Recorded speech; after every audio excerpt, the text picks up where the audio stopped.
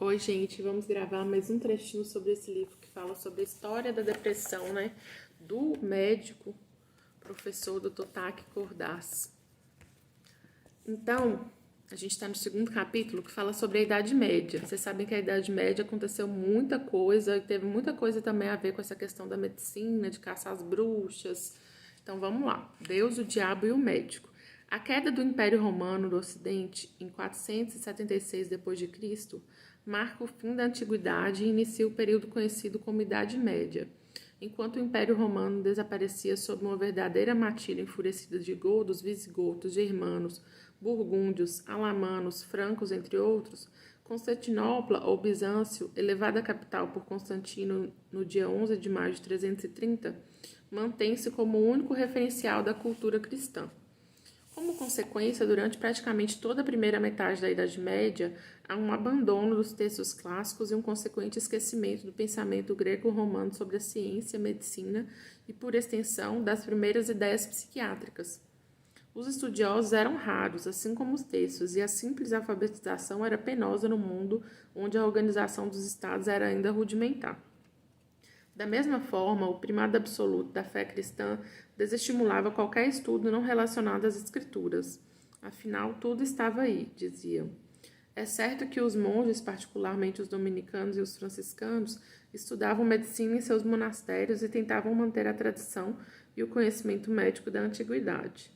Quando Cassiodoro descreve o currículo de estudo dos monges, sugere que estudavam a teoria herbal de Dioscorides e os trabalhos de Hipócrates, Galeno e outros escritores gregos e latinos.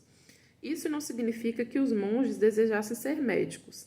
Esses textos eram apenas uma parcela de suas funções didáticas e, de fato, o que importava era elaborar pequenos sumários dos textos, retirando qualquer tema que implicasse especulações teóricas, tornando-os simples, práticos e principalmente cristianizados.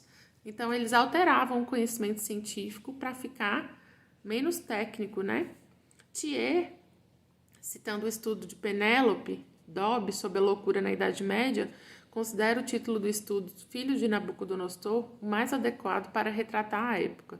Refere-se ao conto bíblico em que Deus, a função elevada soberba do rei babilônico Nabucodonosor, torna-o louco e este passa a arrastar pelo palácio uivando ou transformado em lobo, segundo outras versões. Esse exemplo de licantropia é emblemático da relação entre o pecado e a loucura, a culpa e o castigo. O tema da licantropia será abordado mais adiante em Burton.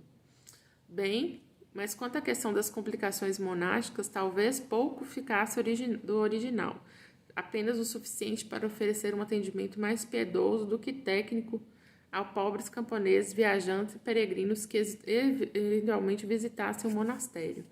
A ênfase, sem dúvida, era na cura espiritual. Assim, esse conhecimento médico misturava-se na prática a toda espécie de procedimentos mágicos, locais e a subserviência à teologia. Então, o mundo ocidental mergulha numa nosologia que abandona órgãos e humores e se baseia na culpa, no pecado, nas bruxas e em todas as formas que o demônio pudesse assumir. A medicina como profissão se desintegra nessa época. Depois a gente continua com mais textos desse livro tão interessante sobre a história da depressão e da psiquiatria, né? Até a próxima!